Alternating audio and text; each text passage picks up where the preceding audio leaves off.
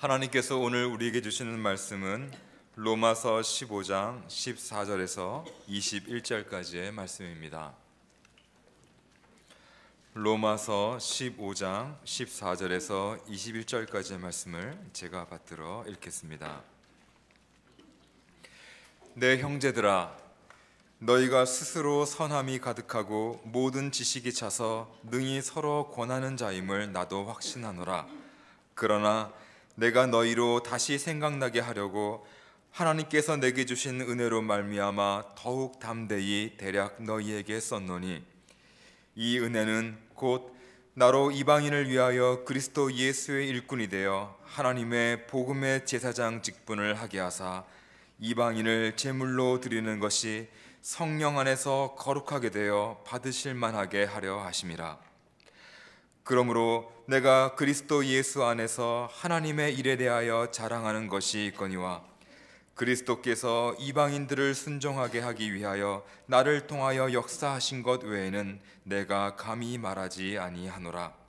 그 일은 말과 행위로, 표적과 기사의 능력으로, 성령의 능력으로 이루어졌으며, 그리하여 내가 예루살렘으로부터 두루 행하여 일루리온까지 그리스도의 복음을 편만하게 전하였노라. 또 내가 그리스도의 이름을 부르는 곳에는 복음을 전하지 않기를 힘썼노니, 이는 남의 터 위에 건축하지 아니하려 함이라. 기록된 바 주의 소식을 받지 못한 자들이 볼 것이요 듣지 못한 자들이 깨달으리라 함과 같으리니라. 아멘.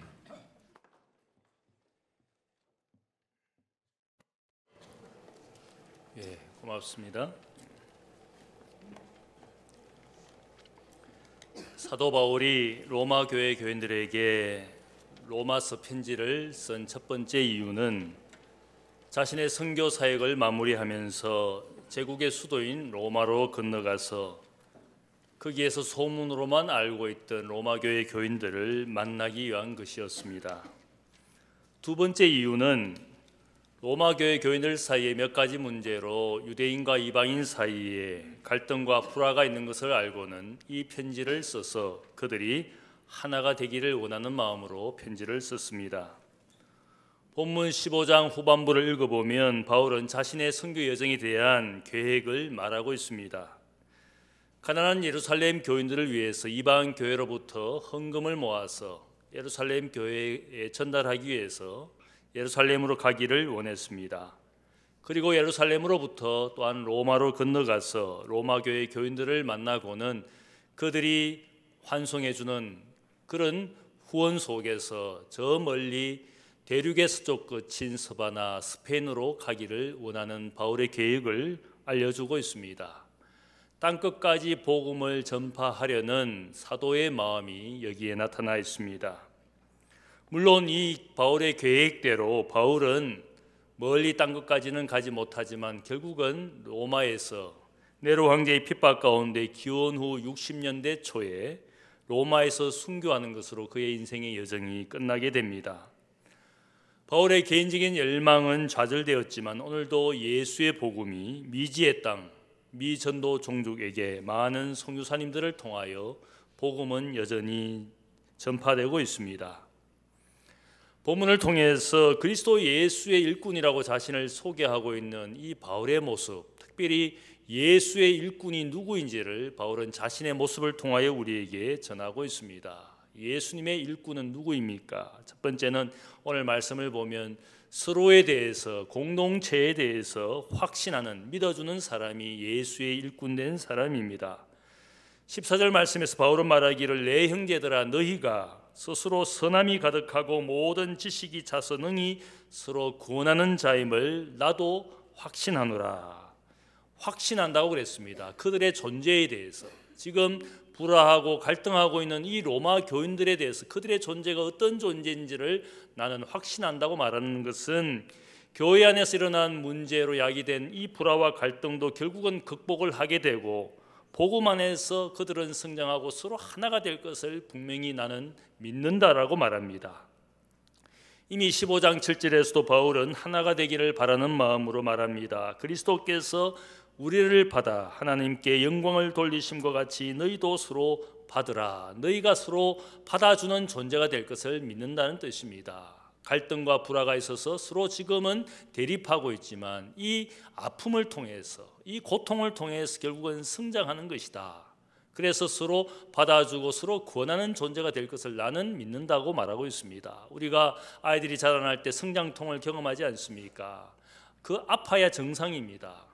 아픔으로 인해서 그 다음 단계로 또 성장해가는 과정이 있습니다. 우리가 정신적으로 영적으로도 성숙해가는 과정이 그냥 가만히 성장하지 않습니다. 무엇인가 대적이 있고 방해가 있고 고통이 있을 때에 그것을 생각하고 또 참고 인내함으로써 그 다음 우리가 더 성숙한 존재가 되어가지 않습니까? 이 모든 로마 교회 안에 일어나는 갈등을 넘어서서 그들은 이제 서로를 받아주고 세워주는 존재가 될 것을 믿어주었습니다. 오늘 말씀을 보니까 그리스도인들은 결국은 선함이 가득하게 되고 모든 필요한 지식이 채워지는 존재가 되어서 결국 서로 구원하는, 누세테오라는 이 말은 서로 마음을 세워주다, 높여주다 그런 뜻입니다. 서로 마음을 세워주는 존재가 될 것을 바울은 확신했습니다. 서로 선함이 가득한 존재가 된다. 우리가 어떻게 선하게 될 수가 있습니까? 사실 바울은 인간은 결코 선한 존재가 아니라고, 모든 사람이 죄를 범하였음에 하나님의 영광에 이르지 못한다. 우리는 다 하나님 앞에 죄인이다. 그렇게 로마서 3장 23절에 선포를 합니다. 그리고 로마서 7장에 가면 우리 마음속에는 모든 인생은 선한 마음, 악한 마음이 존재하고 있는데 결국은 인생은 무엇을 따라가느냐? 원하는 바 선은 행치 아니하고 원하지 않는 악을 택하여 살아가는 그런 인생, 선하지 못한 악한 마음을 품은 인생이라고 영적 좌절과 영적 패배를 말하고 고백하고 있습니다. 결국은 인생은 악한 인생이고 공고한 인생, 사망이 주장하는 죽게 되는 결국 인생에 불과하다, 그렇게 이야기했습니다. 그런데 이렇게 우리의 인생이 그냥 악한 인생, 악한 모양으로 끝나는 인생이 아니라 우리에게 희망이 생긴 구원의 복을 말합니다. 그러므로 이제 그리스도 예수 안에 있는 생명의 성령의 법이 죄와 사망의 권세에서 너를 해방하였습니다. 이것이 우리에게 들려진 복음입니다. 악한 인생으로 끝나게 될 우리가 결국 하나님의 성령의 역사 가운데 이제는 죄와 사망으로부터 자유하게 되어서 선하게 살 수 있는 그런 인생이 되었다라는 사실을 바울은 복음으로 선포하고 있습니다. 본문 말씀처럼 이제는 선한 삶이 불가능한 존재가 아니라 이제는 성령의 역사 가운데 예수 안에서 선한 인생이 되어가고 완성되어짐을 이야기하고 있습니다. 물론 여러분들이 인생을 살다가 어떤 일을 보고 선한 마음을 품고 그것을 할 때가 있습니다.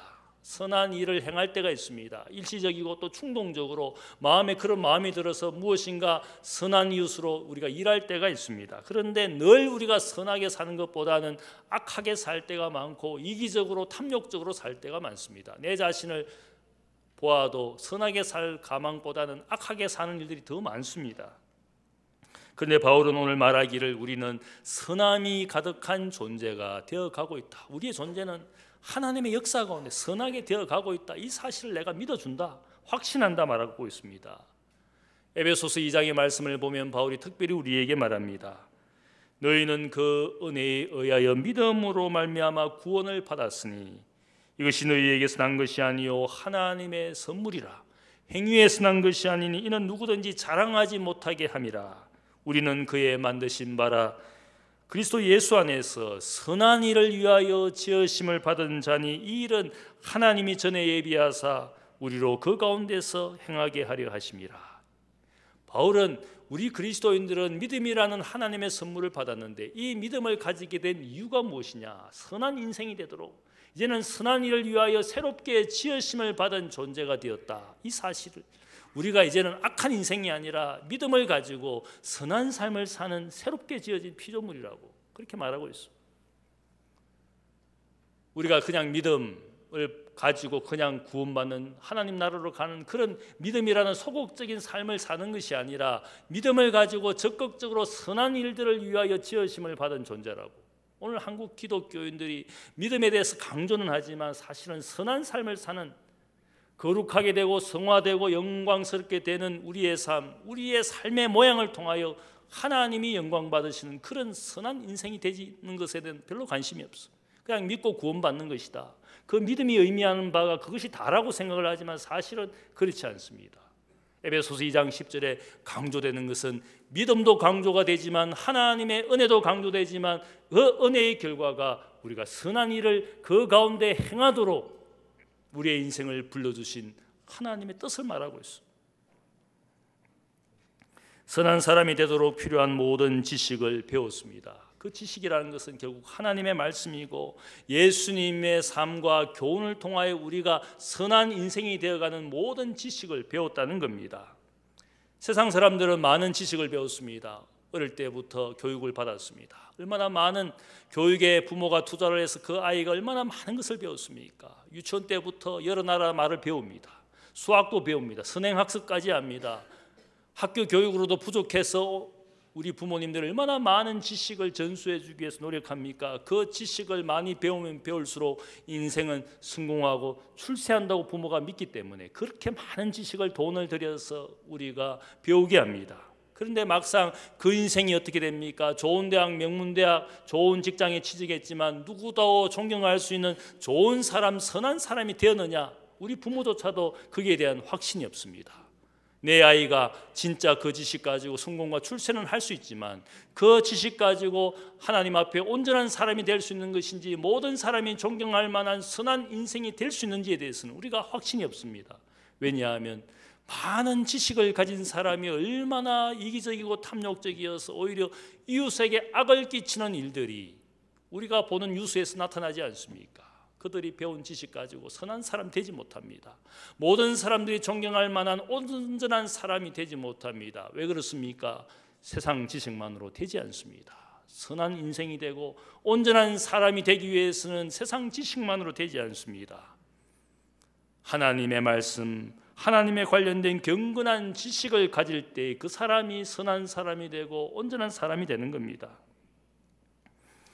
바울은 믿음의 아들 에베소 교회에서 목회하고 있는 디모데에게 편지를 써서 그를 격려합니다. 왜 그가 낙심했는지, 그가 에베소 교회를 목회하다가 많은 거짓된 지식에 의해서 교인들이 유혹을 당하고 넘어지면서 목회자로서 그들의 모습을 보니까 얼마나 실망시켰는지 모릅니다. 그래서 낙심하고 있을 때 바울이 이 믿음의 아들 디모데에게 격려하는 중요한 한 가지 격려가 있습니다. 그것은 디모데후서 4장 2절을 보면 디모데에게 말하기를 말씀을 전하라. 때를 얻든지 못 얻든지 항상 힘쓰라. 범사에 오래 참음과 가르침으로 경책하며 경계하며 권하라. 말씀 전하는 것, 말씀 가르치는 삶을 결코 포기하지 말라. 교회가 어려울 때, 너가 교인들의 모습을 보고 실망할 때 너는 그러면 무엇을 해야 되느냐? 너가 해야 될 일은 말씀의 일꾼이 되어서 말씀 전하는 일들을 포기하지 말라. 어렵든지 상황이 어떠하든지 상관없이 너는 언제나 말씀을 전하는 삶을 살고 그 말씀을 교인들에게 경책하는 말씀, 경계하는 말씀, 권하는 말씀을 전하는 것을 결코 포기하지 말라. 왜 이런 권면을 합니까? 바울이 권면하는 이유가 있습니다. 말씀을 전해야 될 그 이유를 이야기합니다. 디모데후서 3장 16절을 그가 말하기를 모든 성경은 하나님의 감동으로 된 것으로 교훈과 책망과 바르게 함과 의로 교육하기에 유익하니 이는 하나님의 사람으로 온전하게 하며 모든 선한 일을 행할 능력을 갖추게 하려 함이라. 하나님의 말씀, 성경이 인생에게 주는 유익이 무엇이냐? 결국은 하나님 앞에 온전한 인생이 되게 하는 것이 말씀이고 세상 앞에 선한 일을 행할 모든 능력을 갖추게 하시는 것이 하나님의 말씀이다. 하나님의 말씀이 인생을 온전하게 하고 인생을 선한 사람이 되게 하는 것이 하나님의 말씀이다. 세상 지식은 그렇게 못하지만 하나님의 말씀은 우리의 마음밭에 뿌려져서 하나님과 그리스도에 관한 경건한 고상한 지식을 가지게 되면 내 삶에 선한 일들을 행할 능력을 갖추게 되는 것이다. 그래서 우리가 말씀을 전해야 된다는 겁니다. 제가 하는 사역 가운데 지금도 열심히 하는 사역이 하나 있다면 말씀 사역입니다. 다른 교회 어떤 행사나 이벤트를 하기보다는 우리가 말씀을 전하고 말씀을 공부하는 일들이 우리의 인생과 교회를 세우는 가장 중요한 것입니다. 말씀 없이 신앙생활하다 보니까 세상 거짓 유혹에 다 넘어갑니다. 시험에 들고 이단에 빠지고 사이비에 넘어갑니다. 혼자 마음대로 감정과 기분을 따라 신앙생활하다가 그 감정 기분이 나쁘면 또 신앙에서 좌절하고 절망합니다. 왜 그렇습니까? 말씀 없는 신앙생활을 하다 보니까 지 마음대로 지 기분대로 신앙생활을 하면 반드시 넘어지고 반드시 좌절하고 반드시 상처받게 되어 있습니다. 무엇을 해야 될지 무엇이 옳은 것인지도 판단하지 못한 채 좌절하고 넘어지는 것입니다. 말씀이 없으니까. 오늘 한국교회가 어렵다고 그럽니다. 기독교와 교회의 미래를 어렵다고 생각합니다. 그것이 우리가 지금 생각하는 한국교회의 미래가 어떻게 될 것인가. 교회 학교가 없어져 가고 젊은 사람들이 교회를 떠나가고 얼마나 어려운 상황인지 모릅니다. 그럼에도 불구하고 제가 믿는 것이 있습니다. 우리가 말씀의 일꾼으로서 결국 하나님의 말씀을 붙들어야 된다. 제가 지방의 시골 교회 목사님들과 한 달에 한 번 성경 공부를 12시간 합니다. 12시간 동안 그분들도 교회가 작고 교인은 없지만 노인들밖에 없는 그 교회이지만 그분이 희망으로 삼는 것이 무엇이겠습니까? 왜 말씀을 배우고자 합니까? 말씀만이 인생의 희망이고 교회의 희망이다. 한국교회의 희망이 어디에 있느냐? 말씀이다. 결국은 왜 우리가 분란과 상처 속에 살고 있느냐? 말씀이 없는, 말씀의 부재가 결국은 이런 병든 교회를 만들었다. 작은 교회일지라도 별로 사람들이 없는 교회라 할지라도 목회자와 교인들이 말씀을 붙들고 살면 소수의 사람이 하나님의 구원의 역사를 이루어가는 것이지 많다고 해서 하나님께서 거기에 하나님의 뜻이 있는 것이 결코 아니라 소수의 사람이라도 말씀을 붙들고 살면 말씀이 희망이 되어서, 그래서 저는 그 시골교회 목사님들과 말씀 나누는 시간이 저에게 제일 기쁜 시간입니다. 그분들에게 말씀의 지식을 전해주지만 그분은 또한 그 시골교회를 목회하면서 그 사랑하는 마음, 순수한 그 목양의 마음을 보고 저는 또한 도전을 받습니다. 힘들고 어려운 상황 속에서 그 교회를 지키며 말씀을 전하고자, 바르게 전하고자 해서 말씀을 듣기 위해서 배를 타고 버스를 타고 몇 시간을 거쳐서 그 교회에 와서 저와 함께 말씀을 나눕니다. 그 일들이 왜 그렇게 되는 겁니까? 말씀을 사랑하는 목회자가 거기에 있기 때문에. 말씀은 사람으로 모든 선한 일을 행할 능력을 갖추게 합니다. 때를 얻든지 못 얻든지 하나님의 말씀을 전하라. 이 말씀은 사람을 의로 교육하기에 유익하니 사람을 온전하게 하며 모든 선한 일을 행할 능력을 갖추게 하는 것이라. 말씀에 대한 확신이 있었어.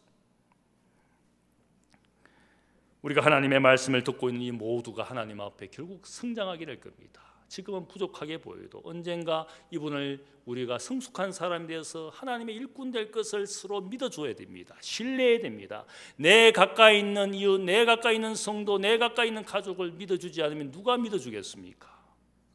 서로 간에 교회 안에 있으면서도 믿어주지 않는다면, 믿어주지 않는 신뢰가 없는 그곳에는 열매도 없습니다. 내 말에 대해서 내 진정성을 믿어주고, 내가 이 교회를 사랑하는 것을 믿어주고, 내가 하는 일에 대해서 오해하지 말고 믿어주는 그 믿음이 많을 때 이 교회가 영적으로 건강해지는 겁니다. 일하면서도 서로 불신하고 믿어주지 않고 오해하고, 그 오해가 많을수록 결코 성장이 있을 수가 없습니다. 한 초등학생이 부모와 함께 저녁 식탁에 앉았는데 친구 집에서 이미 밥을 먹었다고 저녁 밥을 먹지 않겠다 그럽니다. 부모가 가만히 들어보니까 제가 밥 먹기 싫어서 반찬 투정하는 것이라고 생각을 하고는 강제로 그래도 밥 먹어야 된다고, 무조건 먹어야 된다고 야단을 쳤습니다. 아이는 자신이 밥을 분명히 먹고 와서 배가 부른데 도저히 못 먹겠다고 아무리 말을 해도 부모가 믿어주지 않습니다. 초등학생 아들 말을 믿어주지 않는데 이제 식탁에 둘러앉았으니까 부모가 아들에게 식사 기도를 하라고, 아마 크리스찬 부모이겠죠. 하나님께 기도하라고 아들에게 시켰습니다. 아들이 속상한 마음으로, 부모가 자신을 믿어주지 않는 속상한 마음으로 이렇게 기도했습니다. 주께서 내 원수의 목전에서 내게 상을 차려주시고 기름을 내 머리에 부으셨으니 내 고난의 잔이 넘치나이다. 안 믿어주니까 원수가 되어버렸어. 부모지만 원수잖아요. 원수처럼 부모를 생각하는 사람, 자식을 믿어주지 않고 자식을 왼수라고 생각하고 남편을 수시로 왼수라고 부르는 아내들이 얼마나 많습니까? 믿어주지 않습니다. 기다려주지 않습니다. 인내해주지 않습니다. 믿어주지 않으면 원수가 되는 겁니다. 우리가 친구 사이에, 이웃 사이에, 성도 사이에 믿어주지 않으면 결국 그것이 영적 원수가 되어서 서로 불화하게 됩니다. 오늘 바울은 서로를 믿어주라, 서로를 권하라, 나는 확신한다. 너희의 존재를. 지금 갈등하고 대립하고 있지만 나는 너희의 존재를 믿는다. 교회를 믿는다. 교회를 믿어주지 않고 혼자 독불장군처럼 신앙생활하는 분이 있습니다. 교회 공동체가 모여서 비전과 목적을 제시하고 우리가 예배하고 봉사하고 섬기는 일들 나와 상관없고 나는 나대로 신앙생활하겠다. 그런 분이 있습니다. 늘 교회 공동체 아웃사이드로 혼자 잘 놀고 있습니다. 그런 사람은 실족하고 좌절하면 아무도 도와주지 않습니다. 서로 믿어줄 때, 공동체에 대한 믿음이 있을 때 그 믿음을 가지고 예수의 일꾼이 되어서 우리가 일을 할 수가 있는 겁니다. 두 번째로 예수의 일꾼은 하나님의 은혜에 대해서 늘 자랑하는 사람입니다. 15절 16절 말씀을 보면 바울은 자신이 하나님의 은혜로 지금 그리스도 예수의 일꾼된 삶을 살고 있다고 강조합니다. 이 구절에서 가장 강조되는 말씀이 뭡니까? 하나님의 은혜라는 단어입니다. 하나님의 은혜가 바울로 하여금 이방인을 하나님께 제물로 드리는 복음의 제상 직분을 지금 감당하게 하고 있다고 말하고 있습니다. 로마서 1장 5절에도 바울은 자신의 직분에 대해서 말하기를 그로 말미암아 우리가 은혜와 사도의 직분을 받아서 그 이름을 위하여 모든 이방인 중에서 믿어 순종케 하고 있다. 이 말의 뜻은 은혜와 사도의 직분이란 그 말을 풀어서 말하면 하나님의 은혜로 내가 사도의 직분을 받아서 많은 이방인들에게 복음을 전해서 그들로 순종하게 하는 역사를 만들어내고 있다. 은혜로 직분을 가지게 되고 은혜로 이 직분의 일을 감당하고 있다고, 은혜로 열매를 맺고 있다고 그렇게 말하고 있어. 우리가 맡은 직분이 무엇입니까? 내 뜻대로 임의대로 우리가 가지고 있는 직분이 아니라 은혜로 주신 직분. 여러분이 가진 모든 직분, 여러분이 가지고 있는 달란트, 은사가 다 하나님 주신 것이지 않습니까? 한번 따라하겠습니다. 은혜로 주신 직분. 우리의 직분은 은혜로 주신 직분이라는 겁니다. 그래서 바울은 이 직분을 영광스럽게 생각했습니다. 의의 직분, 영광스러운 직분, 영의 직분. 그렇게 직분을 그렇게 표현했어. 우리가 교회에서 일을 할 때 대부분 직분을 가지고 일합니다. 목사의 직분, 집사의 직분, 혹은 피택을 받아 목회협력위원이 되고, 혹은 남녀전도 2번이 됩니다. 혹은 부서장으로, 구역장으로, 교사로, 찬양대원으로 임명을 받아 일을 합니다. 이 모든 것들이 우리가 은혜로 주신 직분이라고 얘기합니다. 왜 그렇습니까? 내가 주님의 몸된 교회의 한 지체가 되는 직분을 가지고 있으니까, 주님의 몸을 위하여 일하는 것이니까 우리는 이것을 은혜로 주신 직분이라고 여기는 겁니다. 그래서 영광스러운 직분이 되는 것이고, 이 일을 통해서 하나님이 영광 받으시니까 이것을 우리가 은혜로 주신 직분으로 귀하게 여겨야 됩니다.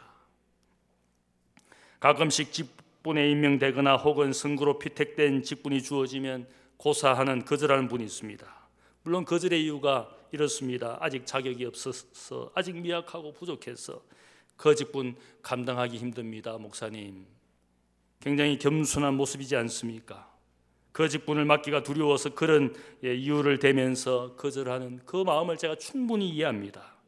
그 말을 듣고 그렇다고 해서 목사가 저도 그렇게 생각합니다, 아직 당신은 자격도 안 되고 부족하고 약한데 왜 그렇게 뽑혔는지 모르겠습니다, 그런 직분 맡으면 안 되는 당신인데, 참 안타깝게 생각합니다. 제가 만일 그 말을 진짜 말하면 어떻게 되겠습니까? 아마 그분 상처받고 속으로 화를 낼 겁니다. 그러는 이는 뭐 목사 자격 있다고 생각해 우리가 불쌍해서 목사로 세워주는 거야, 아마 속으로 그런 마음으로 아마 대답할지 모르겠어. 부족합니다. 연약합니다. 아직 자격이 없습니다. 나는 아직 연륜이 필요하고 성장이 필요합니다. 제가 그런 마음을 충분히 이해합니다. 그런데 오늘 바울이 말하는 것이 무엇입니까? 하나님의 은혜가 나로 이방인을 위하여 하나님의 복음의 제사장 직분을 하게 하사 이방인을 제물로 드리는 것이 성령 안에서 거룩하게 되어 받으실 만하게 하려 하심이라. 이 긴 구절에서 가장 강조되는 말씀은 하나님의 은혜가 나로 복음의 제사장 직분을 세워주시고, 이 일을 통해서 이방인을 하나님의 제단에 바치는 이 거룩한 일들을 하게 하시고, 나와 나의 모든 일들을 받으실 만하게 하신 것은 하나님의 은혜다. 내가 한 것이 아니라 하나님의 은혜가 하신 것이고, 나의 존재를 하나님이 받아주신 것은 하나님의 은혜가 하신 일이었기에 나와 나의 모든 사역과 수고를 받으실 만하게 acceptable, 나는 하나님께서 받으실 만한 존재가 아닌 죄인에 불과하지만 나로 은혜가 나를 부르시고 은혜가 나를 만드셔서 은혜 때문에 감사해서 일하게 하신 그 모든 열매가 은혜 때문에 받으셔 주신 것이다. 우리가 잘나서 자격이 되어서 일하는 것이 아니라 부족하고 미약한데 은혜가 세워주신 겁니다. 그게 세상 직분, 세상은 자격과 조건을 갖춘 사람만 뽑아주고 그 사람을 일을 하게 합니다. 교회 직분은 다릅니다. 부족하고 연약하고 자격 없지만 하나님이 은혜로 세워주신 겁니다. 그것이 세상 직분과 교회 직분이 다른 겁니다. 자격과 조건이 안 되는 우리를 직분자 삼으셔서 하나님의 영광에 되게 하시려는 것, 그것을 우리가 은혜라고 부르는 겁니다. 가끔씩 교회 일을 하는 분 중에 제가 걱정되는 분이 있습니다. 저 사람 저렇게 일하면 교회를 하는 모습으로 만일 자기 직장 관리해서 그런 모습으로 일하면 저 사람 100% 해곡감이네. 걱정되는 분이 있습니다. 만나야 할 자리에 만나러 나오지 않고 회의할 자리에 회의하지 않고 섬겨야 할 시간에 섬기지 않고 적어도 부서장으로서 책임 있게 그 부서를 맡아서 운영해야 되는데 아무것도 하지 않습니다. 만일 그 모양으로 우리가 세상 직장에서 일하면 그 상사가 어떻게 생각합니까? 두말할 필요 없이 해고합니다. 왜 우리가 교회 일을 불성실하게 무책임하게 하겠습니까? 주의 일을 귀하게 여기지 않기 때문에, 영의 직분을 경시하기 때문에. 세상에서 돈 받고 월급 받고 하는 일들은 열심히 하는데 내가 하는 이 일은 내가 원하지 않아서 돈도 되지도 않고 알아주지도 않고 그래서 어쩌면 경시하고 있을지 모르겠습니다. 제가 늘 생각하는 것이 있습니다. 여러분이 교회 일할 때 세상 일하는 것만큼만 하면 주님 앞에 충성된 종이 될 겁니다. 돈 받고 하는 일만큼 주님의 일을 그만큼만 해도 주님 앞에 인정받지 않겠습니까? 그런데 대부분 그렇지 않습니다. 돈 받고 하는 일 나도 할 수 있습니다. 돈 받고 그렇게 할 것, 모든 사람 대부분 그렇게 할 겁니다. 그런데 우리가 은혜로 받은 직분은 어떻게 해야 되겠습니까? 이 은혜는 우리의 생명을 살려주신 은혜입니다. 생명의 빚을 지고 우리가 일을 하게 되면 충성되게 하는 겁니다. 그러나 나는 어느 순간부터 영의 직분을 소홀히 합니다. 받은 은혜를 귀하게 생각하지 않으니까 그렇게 사는 겁니다. 바울이 여기에서 말하는 것은 은혜로 일하게 하신 직분, 이 직분이 얼마나 귀한 것인지, 하나님의 영광을 위하여 일을 하도록 내게 맡겨주신 귀한 직분이라는 겁니다. 여기에 하나님의 복음의 제사장이라는 그 표현은 특별한 표현입니다. 과거의 제사장은 어떤 사람들입니까? 특별한 사람들입니다. 아무나 제사장이 되는 것이 아니라 12지파 가운데 오직 레위지파만, 레위지파 중에서도 오직 아론의 후손들만 제사장의 일을 했습니다. 제사장은 혈통이 필요합니다. 또한 율법이 정한 거룩하고 성결한 사람이 제사장을 할 수 있습니다. 이들은 하나님 앞에 제사를 드리고 백성의 죄를 위하여 중보하는 기도의 삶을 살았습니다. 또한 율법을 백성들이 준수하도록 율법을 누구보다 먼저 배우고 익혀서 율법을 가르치는 일을 한 사람이 제사장이었습니다. 제사장은 특별한 사람들이 하는 일이었습니다. 그런데 이 제사장이 하는 모든 일을 오늘 하고 있는 사람이 바로 우리입니다. 예배를 드리고 기도를 하고 말씀을 가르치고 봉사를 하고 섬기는 모든 일들을 맡겨주신 것이 그리스도인이고, 그 제사장 같은 일, 하나님의 특별한 사람들만이 자격이 주어진 사람들에게 맡겨진 그 일을 지금 우리가 하고 있기 때문에, 자격 없는 우리가 이 제사장의 일을 하기 때문에 하나님의 은혜로 우리가 제사장이 되었다는 겁니다. 얼마나 귀한 일입니까? 아무나 하던 일이 아니었습니다. 오직 특별한 사람이 하던 그 일을 내가 지금 하고 있으니까 얼마나 감사해야 되겠습니까? 얼마나 충성되게 해야 되겠습니까?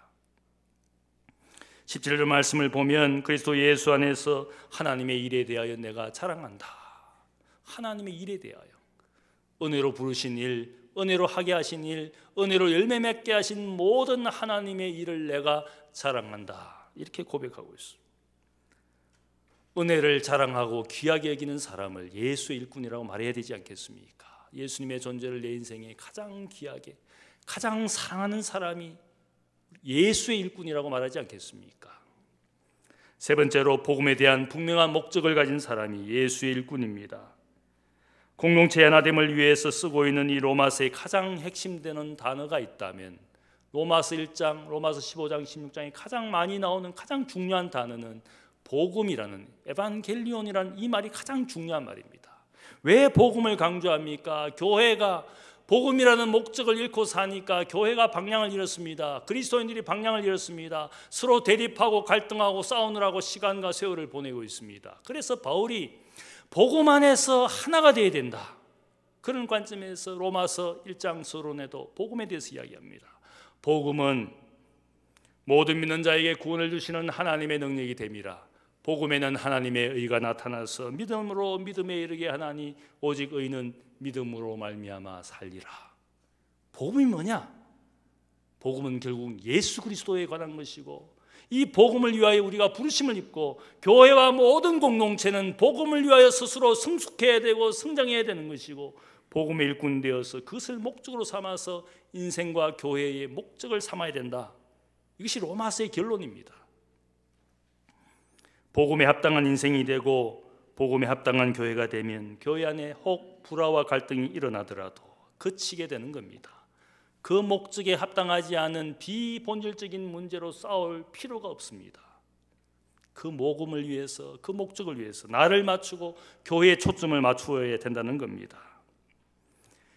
유치원에 다니는 아이가 교회에서 엄마와 함께 어른 예배를 드리는데 가만히 보니까 주위의 어른들이 꼬박꼬박 졸고 있는 겁니다.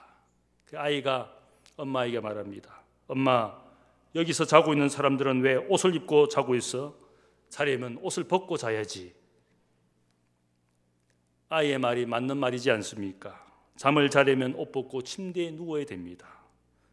왜 옷을 입고 우리가 잠들고 있습니까? 가만히 보면 옷 입고 잠드는 분이 있습니다.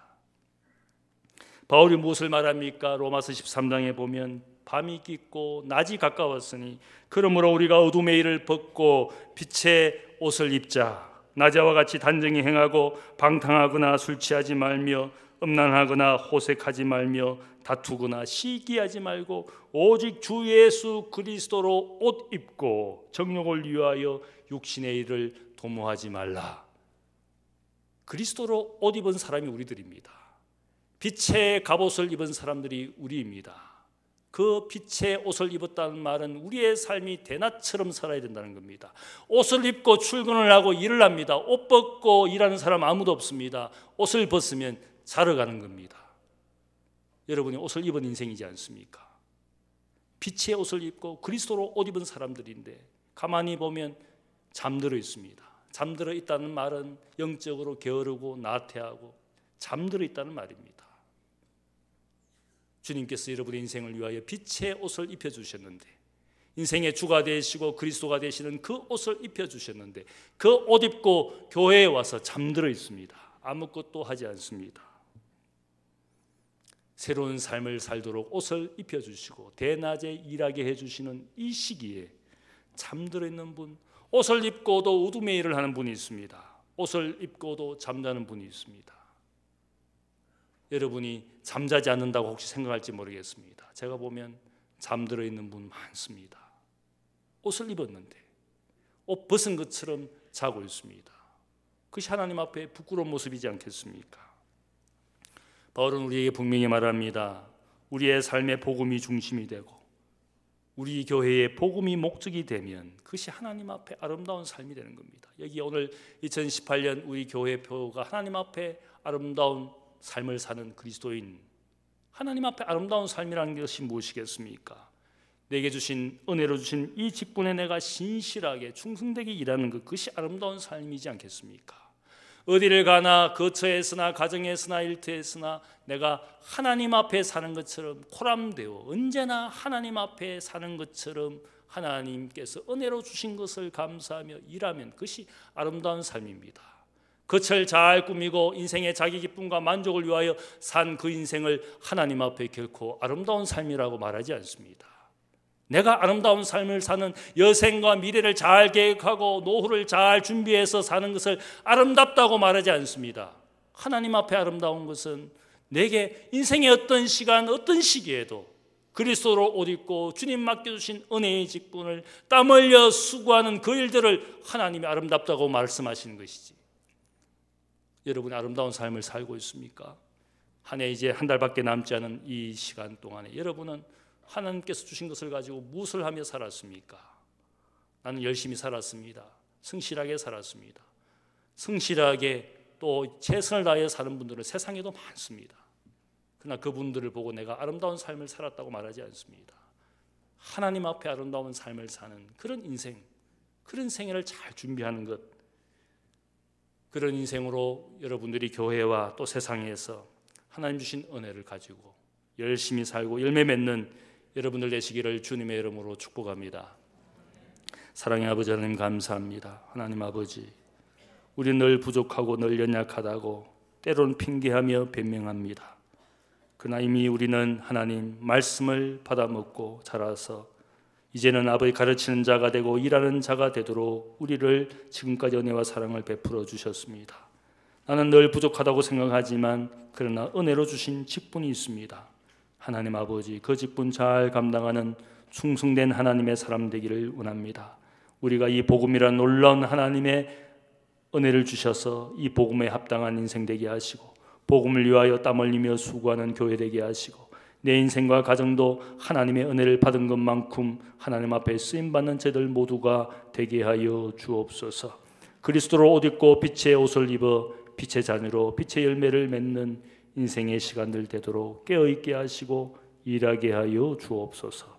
감사하며 예수님의 이름으로 기도하옵나이다. 아멘.